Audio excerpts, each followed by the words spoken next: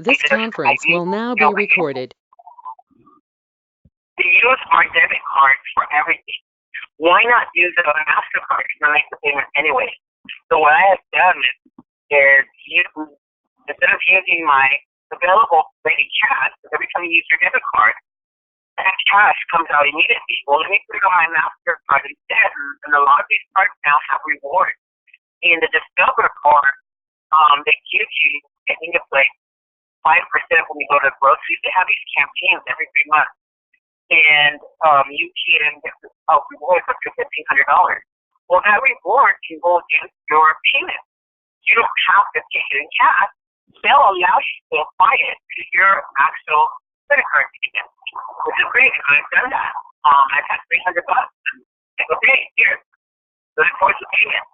And so I'm constantly using it, and instead of putting my available cash out, paying for food or groceries or clothing or whatever it is, I put it on my credit card, and then I make the payments to the credit card. That way I still have available cash, and I just make it doesn't matter. I'll pay $100 or $200 or $50. It doesn't matter. As long as you're paying something and you've already covered the minimum by the time the date that you are supposed to make your payment, you're good. So that has been my habit, and so next I just increased it to $11,000 in the next couple of months. I'm going to increase them again. My target is to get as far as I can.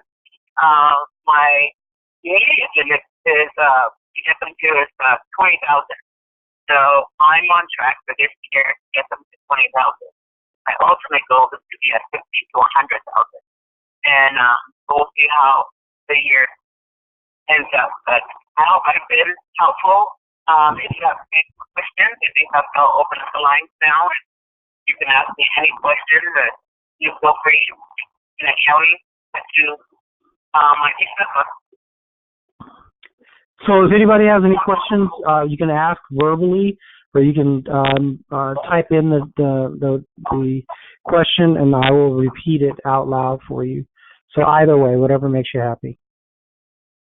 So I should also mention when I met Pascal, he had a little bit of a tax issue, and so he needed to have some tax returns amended.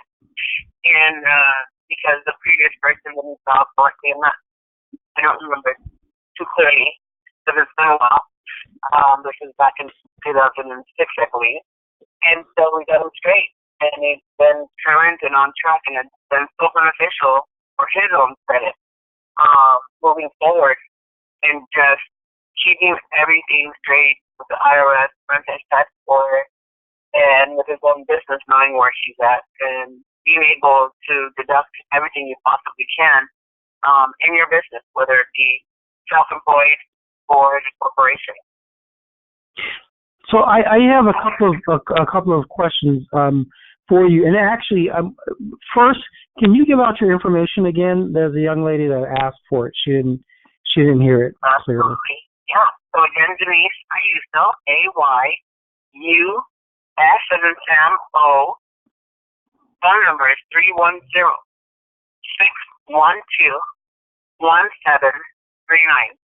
That's my cell phone, and you can leave me a text or leave me a message if I don't answer. I may not recognize the number, so just leave me a message and I'll give you a call like that. Okay. So one of the things I wanted to, Denise also learns from an individual that I think he does, I forgot what it is, $6 million a month or something like that? John? Something John crazy. Shin? Yeah. John Shin. Wow. I think he's at the minimum, he's at $6 million. So Denise gets training from this gentleman by the name of John Shin. That, you know, she deals with him directly, talks to him, so on and so forth. And this cat is doing $6 million a month in the insurance business and some other stuff that he does. But, you know, which is crazy figures to me. $6 million a month would probably make me a very happy person. But one of the things that, or there's a lot of things that he's taught her that I find interesting. And you tell them, and you should do this under your business. So everything that we, not everything, but a lot of what we're talking about is, starting to shift. Once you get your personal credit to a certain point, excuse me, you should start to shift and start doing things, living your life through your corporation and or LLC, preferably corporation, in my opinion. But tell them about the car thing, the difference in taxes between like California. I know people live in different states, but the whole car thing, about, how, having your car registered in another state, where you're paying like one time, or, that whole thing, if you wouldn't mind. Absolutely. Sure. As you mentioned, John Chin, I met him a year ago. He is tangible to me. I am part of his organization in the financial services. And it's perfect because it goes well with my accounting business. And so I've added that as one of my portfolios. So I don't close myself off to one business. Do not put your eggs all in one basket. Always diversified. We've seen the government shutdown. You work for a government job, you get no paycheck when they decide to play games and with you, your life, and there's nothing you can do about it. And you have to step into your savings, your 401k that has penalties. If you have to grab hold of your 401k or an IRA, if you're under 59 and a half years old, you will pay a 10% penalty for federal and a 2.5% penalty for the state, which is crazy because it's your own money, but that's the rule. So going back to John Cheney, he's taught me a lot, and it's been amazing because the stuff that he's taught me as an accountant, I never learned the rule of 72, and just how to double your money versus putting your money in the bank and getting 0.01% if you're lucky to get that. And you put your money in your stock market, and the money, if the stock market goes down, your money goes down. And God forbid you should have an emergency and you have to take it out at that time, you are now suffering a loss. So a lot of people had to do that as well. And so lucky that the markets have been fairly decent, but just in December, went down 500 points. So it's significant. Moving forward to the DMV fee. So here in the state of California, period, we pay the most taxes in everything. We buy a car, there's emissions tax. We get gas for our car. There's a federal tax on our gas. We pay sales tax, 10%, roughly 9.75 in some areas and 10.5 in others, like El Monte. For sales tax. Then we have income tax. Then we have state tax. Then we have to have business tax. And we're just and we have the highest cell phone taxes as well. That's why they ask us, where do we live at when we go to turn on our cell phone? There's another tax that just escaped me, but we just have taxes all over. We pay the highest tax anywhere in the nation, outside of probably New York and San Francisco. Still, again, in the state of California.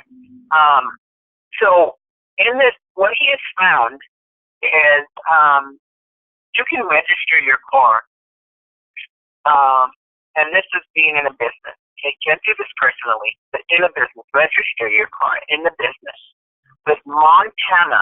Yes, the state of Montana, LLC.com, I believe, is the website. If not, I'll give it to Pascal, and he can hand it out later. But there, you pay DMV fees one time. Now, you have to register a corporation there, $800. Now, I have a Lexus, and my registration fees are $350 every single year. So if I paid $800 for Montana LLC, and a transfer fee for the DMV fees, then pardon me, where I'm going now. Then I just have to pay it once. I don't have to pay for emissions or the small checks or the DMCs every single year. You pay it one time. And as we get older, just to let you know, money becomes scarce. It's becoming that way now. We've got to preserve as much money and pay out as little amount of money as possible. We need to save our money. Why? Social Security is not going to be around for us. Okay? If you go to their website, it says in 2016, okay, 3 years ago, in 2016, we were running out of money. We cannot sustain the amount that we're going to have to give out. So by 2037, and they keep changing that number, I think it's now 2034, but don't quote me, go on the site, we'll have 77 cents for every dollar that we have to pay out. Well, that's 2016 this thing. That's about 13 more years around about to retire to get my, which I'm not counting on living on, because you cannot live on that anymore. It was meant to be a supplement, not to live on. So that Social Security, you're not going to be able to use. So we got to preserve our money. So John Shin tells us all this information. He's a great mentor of mine, and he lets me know different places where I can put my money, different places where I can save, and one of those is the Montana, I believe MontanaLLC.com, and I think her name is Patty there. You can go on the site, you can read all about it, and it has a frequently asked questions, and you'll ask, okay, well, I don't drive in Montana. No, but your business is there. You can drive wherever you want. And I'm driving in the state of California, and then someone asked me, well, you know, when you come from out of state, you must transfer your DMV over in the matter, I think it's 10 days, or you get a hefty fine. Well, it's not you personally, it's your business. So, as the employee of the business, the shareholder of the business, you're just driving the company car. So, if you do a traffic violation, they cannot give you a ticket for having on-street license plate. And so that's another way to save, you know, a few $100s every year. And you can put as many cars in a one LLC. You do not have to open up an LLC for every car that you have. That one LLC has multiple. So that has 16 cars. He's a millionaire on his way to become a billionaire. And very tangible and helps us, and for free, pretty much. So he gives us this great knowledge. And moving forward, the other thing you want to know also, hopefully that's beneficial for you, for the DMV that is mine. I'm going, my car will be registered in June. I'm going to have my Montana LLC, and I'm registering my car in there. So every car that I've already paid for, might as well just let it slide out. And then when it comes due, the next car's going to go there, and the next car's going to go in there. And because I'm just tired of giving my money away. We work too hard to give it to the billionaires that are in office today. I don't deserve our hard-earned money. Now, we need to give some money because we need to run the country, and that's part of us living here. So we've got to pay our fair share. But just to give it away, no. So also in your corporation, a lot of things we don't think about. We run our businesses and we don't think about ourselves, right? So one day someone asked me, Denise, if something happens to you, who would take over your business? I was like, wow, that's a good question. My mom is not capable. My husband doesn't want to do it. My kids are too young. And who's left? My brothers and sisters are doing their own thing. They would just die.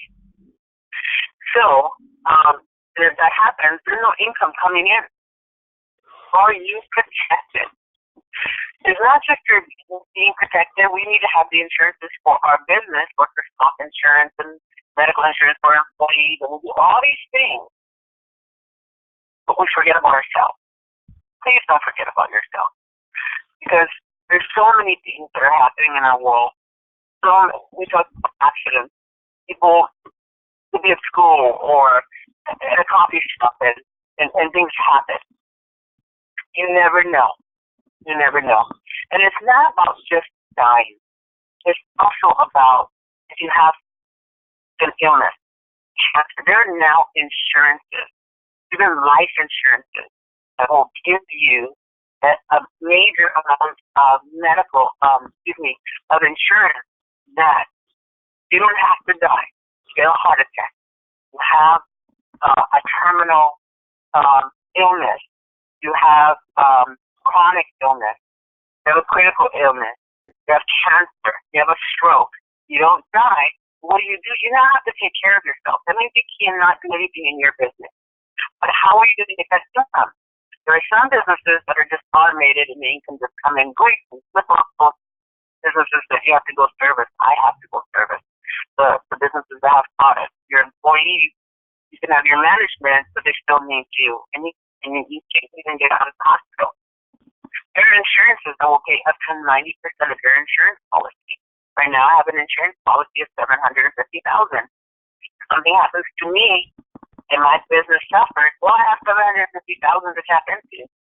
And so, even though I have $750,000, I can tap up to 90% of the $500,000 of my policy, leave the $250,000 just in case my illness turns, and I have that to cover me, cover my business, cover my family, my mortgage, all these things. Because why? When the government shut down, the government offered the people a loan. So the money that they owed them at 9% interest, just to add injury to insult. They didn't say, here's a loan, and for 30 days, 60 days, 90 days, or however long the government shutdown is going to be, you don't have to pay anything but at least to survive on this. No. Take a loan on the money that we owe you, and you still have to pay 9% on it. Ridiculous. So, protect yourself, protect your business, protect your family. If anything, one of the best insurance you can get, and yes, you have to qualify. But because we're living longer these days because of modern technology and medicines and advancements, we are living longer. But at my age, I'm on track to live to 85 to 100. Our kids are on track to live 120 years. If you think that's false, Google it. It is not. Google the first person that will live for 1,000 years old. So in our business, we have to protect ourselves. We have to get the proper insurance, and you've got to plan. That's another thing that we fail to do in our businesses. We need to plan for that long term and make sure that you're covered. And the main part too is get a mentor. We can't do this all by ourselves. You have Pascal who does the credit. You have me who does the accounting. I have my John Shin who does the financial insurance part of it. Get a mentor wherever that is. And we can't do it all ourselves. We're not best at everything. That is why we have, you're not going to go to a doctor because you have a tax issue.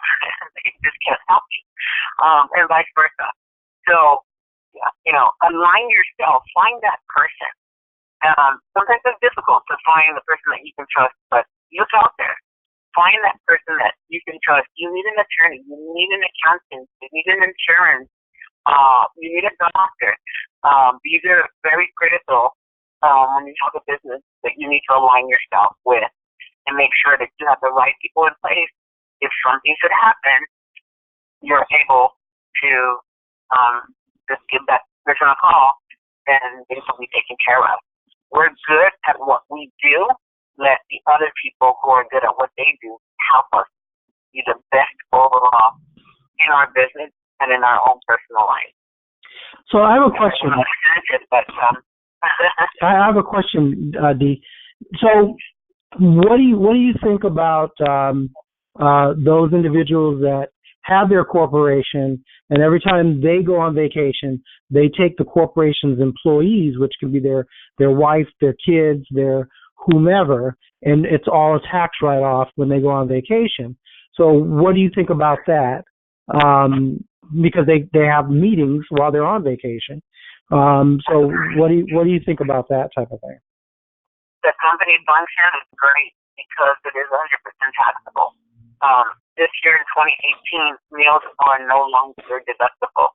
So instead of paying for a meal for someone that you're doing business with, they'll get a gift card. That's deductible.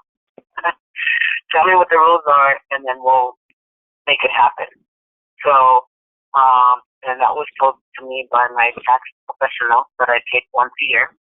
And so meals are not deductible for 2018. Moving forward, no longer deductible. So get a gift card and use that instead. Travel expenses. Many people have different ways of dealing with travel expenses. Some people have property in a certain state, so they'll go have a seminar in that state, and then they'll check on their property, and now that's 100% deductible. Creative. I thought that was great when I was told to me. And I was told by a CPA who also has a legal degree. But if you take your people on a vacation with you, company, all of it is deductible 100%. It's company business, company function. And so the other thing that I wanted to ask you about is, so I've known of people, what they do is they will, to start offsetting their expenses overall for their business, what they will do is they will say, well, you know what, I pay my child is under 18, they're still a dependent of mine, but I'll pay them up to whatever right before a taxable amount. So I don't know what the numbers are, but let's just say if it's, you know, $8,000, well, over the course of a year, I'll pay my child up to $8,000, and for doing whatever chores I need them to do. You know, concerning the business. I'm sorry? That's a great question, yes. So another thing you can take advantage of for if you need deductions is hire your kids. You can hire your kids as young as 10 years old. You can pay them a reasonable minimum wage, $10 for the hour, and they can shred. Create a little timesheet for them. On this day, they shredded. On this day, they golfed for me. On this day, this day. Who's going to check? Are they going to come and interrogate your child if you're ever audited again? Either beings only if you're ever audited. Okay, I'm not telling you to go and do something wrong. I'm not.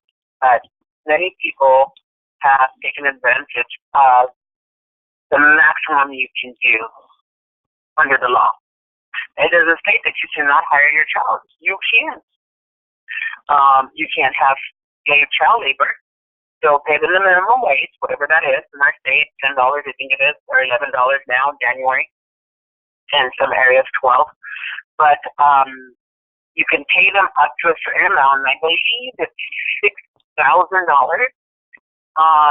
And you can still deduct it on your tax return. You say, yeah, but you do have to prepare a 1099 for it to you be able to deduct it. Will they have to file a tax return? Yes, it's a little simple tax return. And possibly not, because if you're under a certain income amount, you don't have to pay. There is no tax due. And if you don't have tax due and you don't have a refund coming to you, you do not have to file that tax return. So you can deduct them.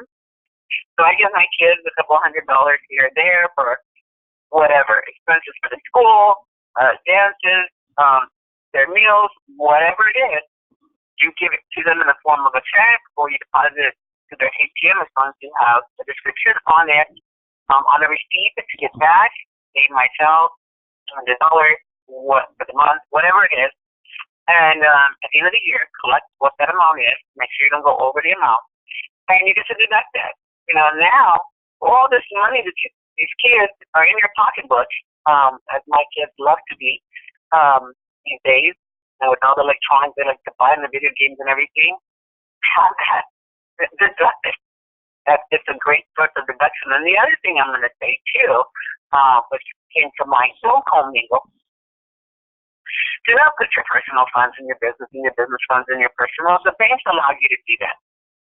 They'll let you put a personal check as long as you're writing, endorse it in the back and put it in the ATM, and they'll accept it.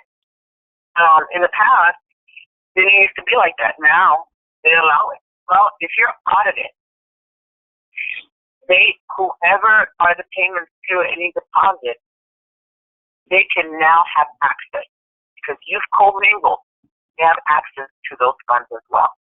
You don't want them digging in your personal. As much as possible, keep it separate. Keep it totally, as much possible separate. A little. And two, if you don't keep it separate, and because the IRS is eating your personal account, and that's why you use your business account, that's another issue. But try to keep as much possible separate.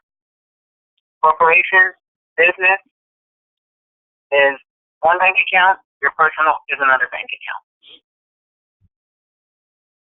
So one of the other things that I wanted to, ask you about, obviously I have many, but is when you're doing your taxes, right? And this has to do with credit. So when you're doing your taxes and you have your personal credit cards and then you have your business credit cards, what do you think about a person that runs their expenses, business expenses, right? With my fingers doing the quote signs, running it through your business instead of your personal, because you're not going to get any write-offs on your personal. So that's why it's important to have business credit. Is that not correct? That is correct. In the meantime, while you're trying to establish your business credit, you're going to have to use your credit card. So once you have your business credit, you want to buy certain things, and what you'll do is you'll put those items that you've used your business card for personal in a separate account. Those things are not acceptable. For example, if you go to Macy's and buy brushes or suits are deductible for your business, by the way. I'm sorry. Say that again. Suits are deductible. Yes, if you're in a professional business that you have to present yourself in a certain way, they're deductible. So if you're a consultant or a bookkeeper or you're a salesperson for your business. Exactly. You have to dress a certain way. You have to look a certain way. Oh, you have to be in t-shirts and jeans and tennis shoes all day. My profession doesn't allow it. I can't come to a business that's doing $50 million in t-shirts unless it's a Amazon or Apple. It's a whole other story. They dress differently there. That's IT, but in a professional, legal, accounting, consulting, that type of business, insurance, you have to come dressed a certain way. You have to come in business attire. I have to buy certain clothes. I have to, or else I'm not going to be in business. They're deductible. So going back to your question, you can use, to start establishing some personal on your business card. Those things are not deductible. However, you handle them, how you handle them. Now, while you're establishing, you have your personal card. Can you put your business up on your personal card? Yes. You take your statement, you highlight your business part of it, and you enter them in your records. And what that ends up being is that money is due back to you from the corporation. The corporation now owes you money for putting business expenses on your personal card. Or you can do it is you have the business pay your personal card for those expenses. So you have two transactions. You take a check from your business, get a credit card with that, or online, however everyone does it these days. And then the other portion of it, and you pay personally, and that's how you do it. I hope everybody on this call is understanding that. Whether you realize it or not, Denise is dropping jewels, right? So all these little things, I'm telling you, they're powerful, more than just a little bit. So I hope that that information is going into your head and it's registering with you. And if not, you need to raise your hand, ask a question, or whatever the case may be. But yes, go ahead. Earlier, she'd mentioned a software to use when starting the business to keep everything in line. What was that software again? Did you hear the question, Denise? I did, and it was kind of muffled. Okay, sorry, because the way I had to rig it, since you couldn't come on the call properly, I had to kind of put my two phones together basically to make this work out. And that's why people are saying it hasn't been as clear. But anyways, the question was, what was the software you mentioned earlier that a person should use when they're first starting their business? QuickBooks. QuickBooks. And you can get that at any local. You can go online at intuit.com, INTUIT, intuit.com. And they have QuickBooks there. They have TurboTax where you can file your tax returns as well. You can buy it at any local office supply. I want to caution you something about QuickBooks, though. In the technology world, everything's going online, and so they have an online version. If you're first starting out and don't know much about accounting, I don't recommend it. For me, even I've known QuickBooks since 1992. It's cumbersome. It's not. It doesn't flow very easy. Harder to train people on it. I just don't care for it. It looks nothing like the desktop version. Your desktop version has icons. It tells you if you want to write a text, click on this icon. If you want to enter a bill, click on the icon bill, and the thing pops up, and you just enter the bill. If you want to enter the transaction in your register, click on register. Very simple, easy process. On the online, you have to search for it. You have these drop-down menus, and the wording is different, and they just didn't keep it simple. And I called them, and I said, hey, what happened? Why didn't you just transfer over the same look? Well, we wanted to do something different, but agreed with me that it's not the best software. So there, since 3 years ago, or maybe it's been 5 years since they've had it, they've been improving. It's just not there yet. So I don't recommend the online version unless you have QuickBooks for a while and you're going to have difficulty maneuvering in it.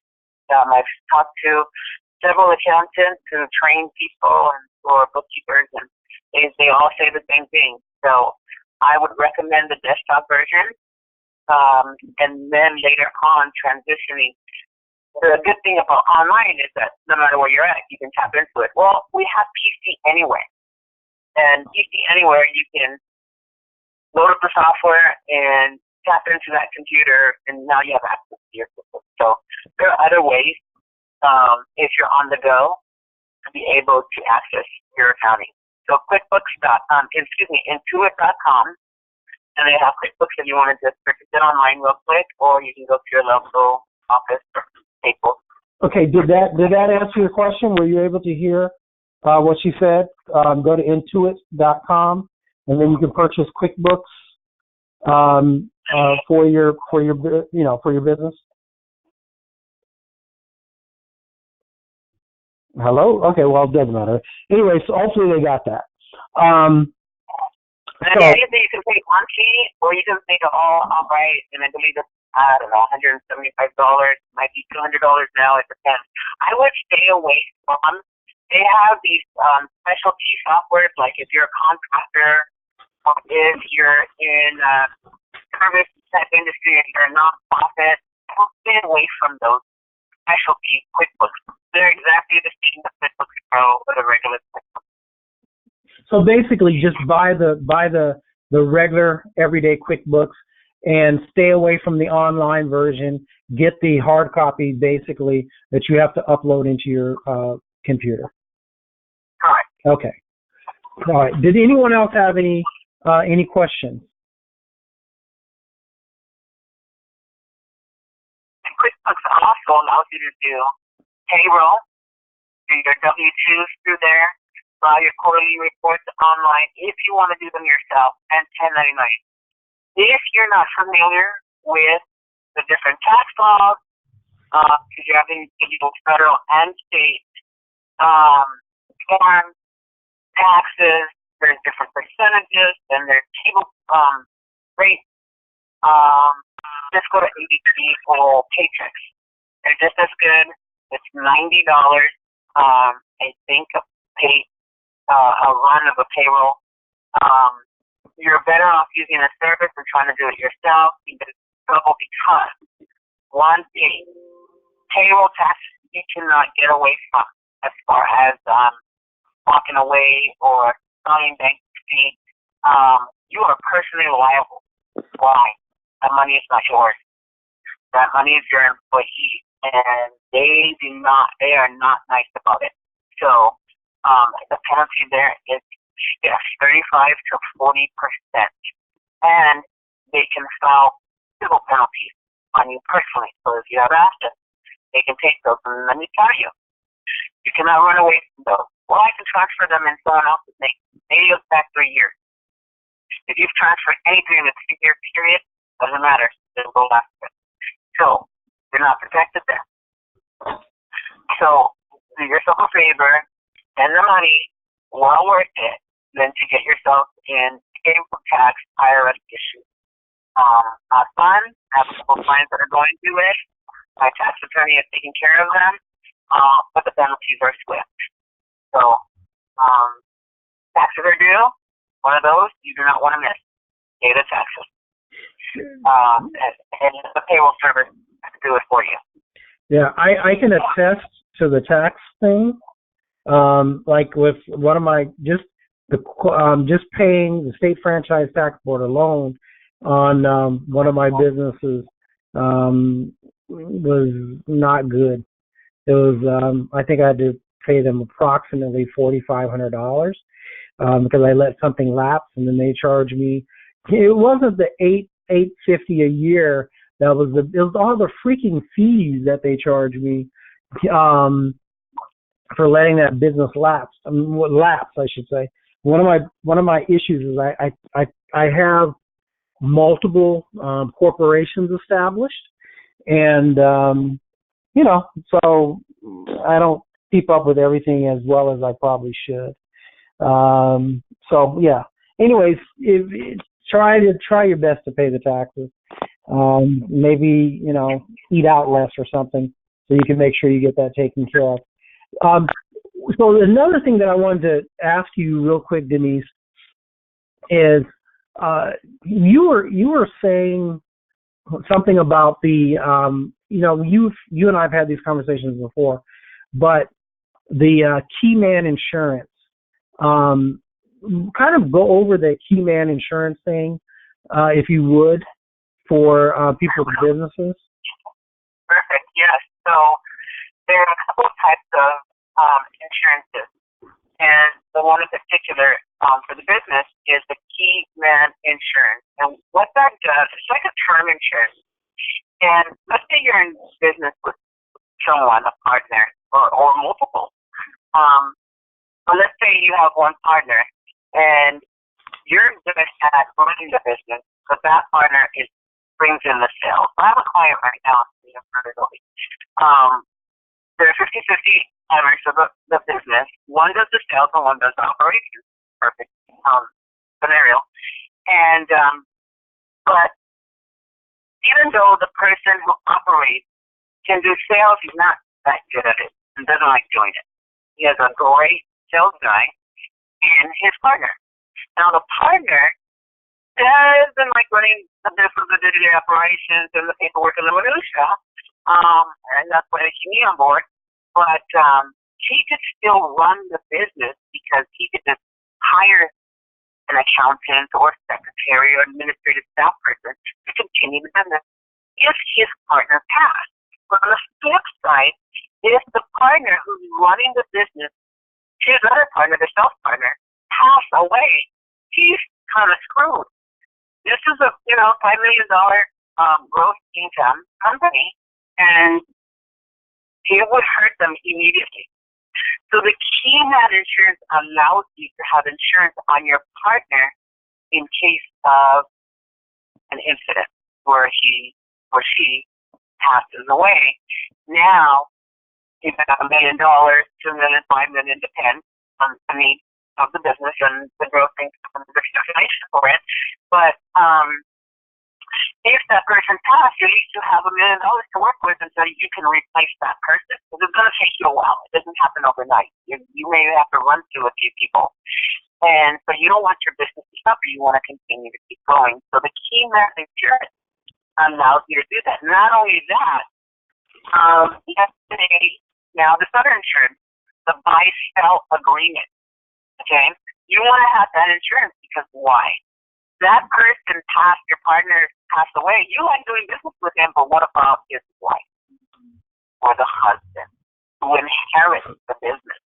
You want to be able to buy them out. You don't want to be in business with them because you can't stand them, you don't get along, whatever the case may be. We have those. Some of you know who those are. Some of us know a person who's in that situation. You may not like who, or the children is inheriting, the business. You want to do business. These are the things we don't think about on our day-to-day until someone brings it up and brings it to your attention. You're like, oh, you're right. And it doesn't cost a lot, and business is productive. So, key man insurance, liability, it's an insurance on your partner in case a key person in your business. Now, you can have insurance on some of your management, some of your employees. They pass away. They've got a fine because you're the owner of that policy, they're not. And there's been some situations where corporations have had insurance on the employee and they got the money, and then the family's going, hey, they're not ours, and they're like, no. So you got to make sure that you have written agreement that it's clear that that's the case. And I would think that the company would step in to these given something for cost. But hey, that's a whole other conversation. But it covers. So if you have a key person in your business management that that person left, or not left but passed away, it can hurt your business. So you may want to think about that as well. And that key person could also be your spouse. It can. It can be your spouse. So if something happens to your spouse and they're yeah. Yeah, it says key person, and that's the key to that. If any person, it doesn't matter the relationship. There is no relationship that's there. It's that key person in your business. Absolutely. So does anyone have any questions? We are 10 minutes past. We went a little long because we started 6 minutes late. So if anyone has any questions, they need to get them in now.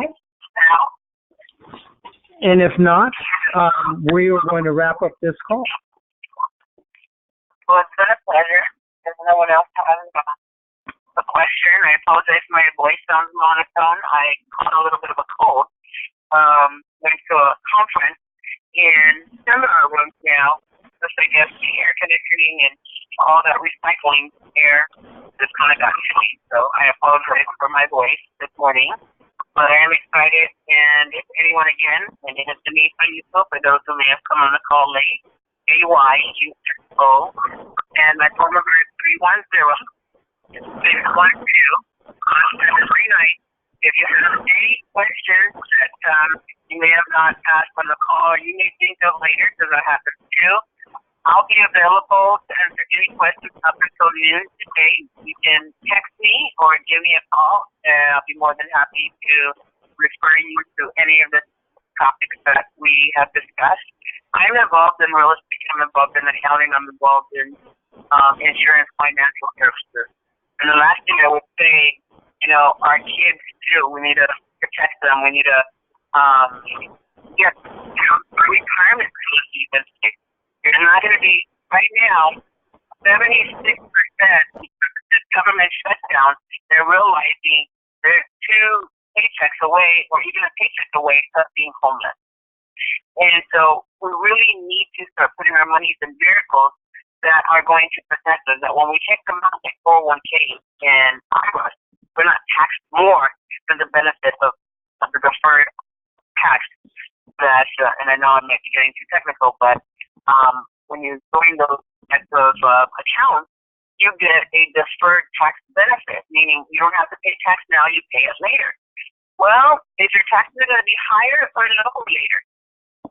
I did a scenario where someone was putting $200 in, roughly about $200 into an account, and 30 years later, they're paying 3 times more than the tax they paid.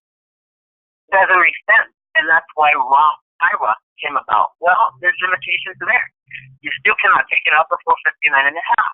You get penalized with 10% here in California, and we have state taxes. So state wants to get there 2.5%. So now 12.5% just came out of your account. You're not going to get that. The IRS and the franchise tax board of California is going to take it from you. And you work too hard to let someone else take your money when you need it in an emergency basis. So there are vehicles that you can put money in. It doubles. Look at the rule of 72. Albert Einstein wanted to find out. Originally, it was for population. And then it came about that he wanted to see in a lifespan of 100, let's just take 100 years, because back then they couldn't span them 100 years, but 100 years, how many times would my money double? Well, he figured out if you take 72 and divide it by your interest rate, so let's take your IRAs that are 4%, possibly 6% gaining per year.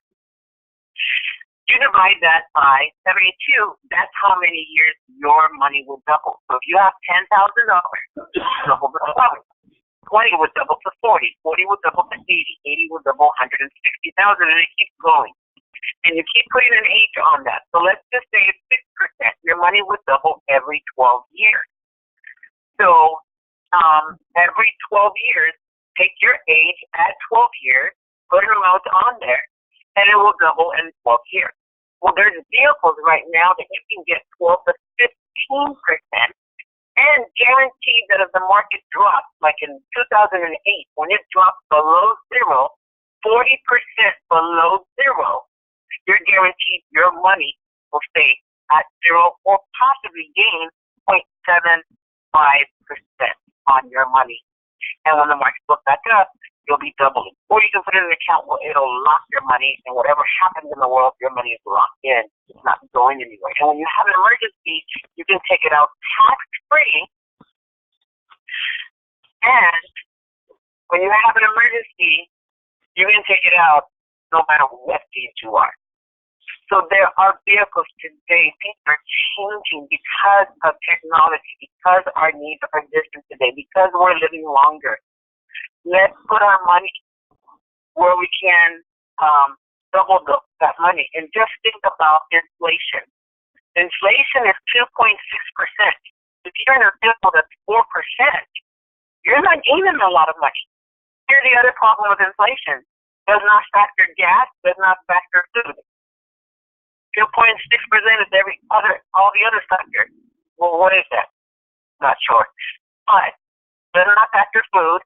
Well, in the state of California, there's like food shops on almost every corner. And gas, well, we travel in our cars because our state is huge, and they took away our transportation back in the 40s. So we are a nation of vehicles, and they don't factor that.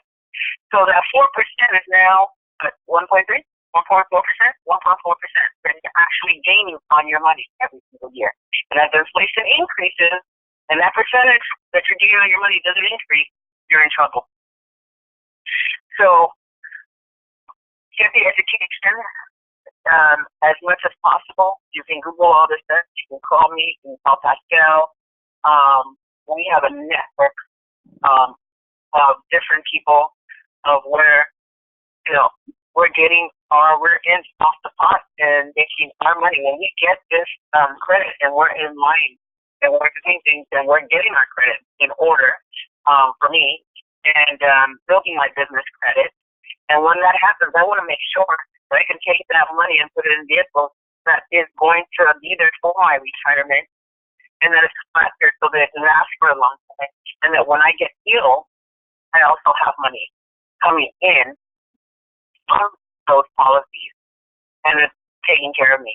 We have insurance on our cell phone. And that was so profound when someone told me, hey, you have insurance on your phone? And I said, yeah, why? Because when you drop it, it cracks. You're going to pay $600-700 to replace it. But yet we don't have insurance on ourselves. Which one's more valuable? We don't have insurance on our car. It's the law. We have insurance on ourselves. That's the law. We don't have insurance, life insurance on ourselves. Should be the law, and it's going to be soon. And with that, I will close because we're taking a long time of your time. And so I appreciate, as you can tell, I'm passionate about this.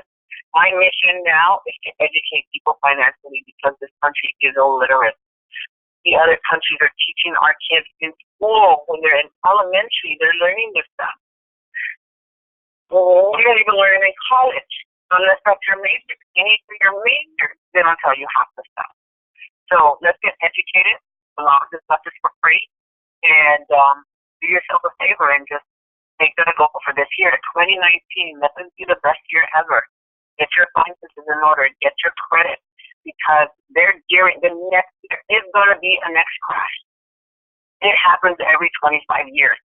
We've already came out of 10 to 12, however, 2008 they call it. So we're at 11 years now. It's coming.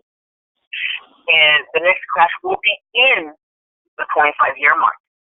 And so we have a few more years here going. And this year, every year, the crash is called something. One was called .com in the 1990s, 88 to 92. The 2008 that lasted more than 5 years. I think we're still in it, but we keep coming out and going back in, and we're kind of dabbling in and out. That was the real estate market. The next one is the financial market, and you can see it. So you can Google it. It's there. It's real. We're experiencing it. Get yourself ready. Let's stop spending money on the clothes, on the fancy cars, on the TV. Those things depreciate. They do nothing for us. On the shoes, going out to eat too much. You've got to have an emergency fund. 6 months at least. The government shut down for 35 days. That should give you a target point to at least have the amount of money that you're spending a month. And if you don't know that, get your bank statement and add up all the expenses that incurred in your bank account. Create that amount and then triple it. That's your emergency fund. We all have to do it. I'm guilty of one that hasn't done it. I say my husband is my emergency fund and he hates it. So I gotta have my own. He has his for our whole family, but I gotta be responsible too. And so I have started that fund. And every month I put so that it's going to grow and grow, and I just don't touch it. Emergency means emergency. It doesn't mean, oh God, there's a sale, whatever it is. And I'm not here to judge, because what I'm saying, I'm talking to myself. I've been there. I don't want to be there anymore. And it's scary. And you've seen on the news, and you've seen those people don't have that paycheck. And how do you pay your day? Foreclosures and eviction, those are real things. Because those things on the other side, even though the landlord wanted to keep the people in the house, they can't. They got to pay a mortgage too. Many of them do. I've been there. So it's scary. So let's do ourselves a favor, because no one's going to take care of us except for us. And the government is not the government like it's some other entity. It's us. The government is our own taxes. We pay that. The government is us. People think it's separate. It's not. It's us. The government is our dollars. Without us, there is no government. We're going to fund it. We fund it. So let's take some of those dollars and make sure that we're keeping them in our pocket versus giving it and letting them spend it. So with that being said, I didn't mean to be a lecture, but sometimes some of us have to get a kick on our end, and and a lot of it is that we just don't know. So you can't be faulted by what you don't know. But today, we have so much technology. Ask Siri if you have an Apple phone or an Android. They have their own version. Alexa, ask them. They'll tell you. There are no more excuses. We've got to make sure that we're protected, our business is protected. You get that credit. Get your credit straight. It is so important. Back in the day, you could have a 500 FICO score, and they would give you anything. Today, it's 640 to 680, and that's considered fair. Before, that was excellent. Things are changing, and they're going to change as we progress in the future. So with that being said, it's been my pleasure to be on this call. I hope I haven't offended anybody, but I'm available. like I said, until 12 noon, and I'm sure I'll extend it because I should press an IN. And so any information, you didn't get my phone number, you can contact Pascal. I will send, Pascal will send it, I'll send an email to Pascal, he'll send it out to you guys later on for this call, and I'll give you the website to some of the information I spoke about today. And again, whether it be us or someone else, take care of you. Thank you, Pascal. Thank you, Dee, for coming on the call and sharing your wisdom and knowledge. One of the things I wanted to add real quick is all the stuff that Denise was saying. It's imperative that we all do, but in addition to that, in my opinion, it's also imperative that we build our business credit as well. And I'm going to say the reason why, because business credit, unless you let it go bad, you can literally have 50, 100, a million, several $100,000, whatever. You can have a ton of business credit that's not going to report to your primary credit unless you let it go bad, right? Because you're the guarantor for it. And so my thing is, as part of your game plan, in my opinion, as part of your game plan is just in case, stuff goes wrong, stuff hits the wall, hits the fan, whatever, is having as much business credit as you can possibly get your hands on. Because if things go wrong, right, you want to be able to access as much money, as you possibly can. And I'm not saying this in a what I'm about to say, I'm not trying to say, you're out there trying to defraud anybody. I don't want anybody to think that, but I'm just going to say this. If things go wrong, isn't it better to have as much of their money in your pocket as you can before things happen? Does that make sense? So if you happen to have $100,000, or 50,000, I don't know, pick a figure, of money in your business, and things just hit the wall, and you can access that money during the time that things are bad, isn't that better than just sitting there saying, oh my God, I don't know what to do. Oh my God, I'm just screwed. Oh my God, you know what I'm saying? Get as much of other people's money in your pocket as you can. That's literally the bottom line. Control as much of other people's money as you can. Pay all their taxes. Do all the things, let me rephrase that. Pay the taxes that you have to. Do the things that you have to do. Get the insurances that are necessary. Talk to Denise about the insurances. Do the things that are play the game, damn it. Play the game the way they've laid it out to play. And if you do that, you will win the game. I mean, I am a student of all this stuff as much as I am a teacher of it, right? So be a student and then become a teacher of it. Because as a teacher, I'm telling you, you will learn so much more, because what I have always found, and I've been taught myself, is that as you go out and teach people, it resonates with you greater. It locks into your head better. So learn this stuff. Talk to people like Denise, and glean as much information as you can, and then go out and start talking about it with people, because it resonates in your brain differently. It locks in a different way, right? So don't just get the information and hold it to yourself. Teach it, explain it to other folks. And with that said, this call is done. We're already at the 10:27 mark. So thank you, Denise. Since we're on the call, I won't call you Dee. Denise, for coming on the call. Greatly appreciate it, love. And yes, and I hope everybody got something out of this. And so next Monday, I don't know who our guest speaker will be, but we'll be back next Monday, 9 a.m. And it'll be the same old thing. All right, everybody. Thank you so very much for the call. This call is now ended. And I'll talk to you a little bit later, Dee. Thank you. All right. Take care, love. Bye-bye. All right.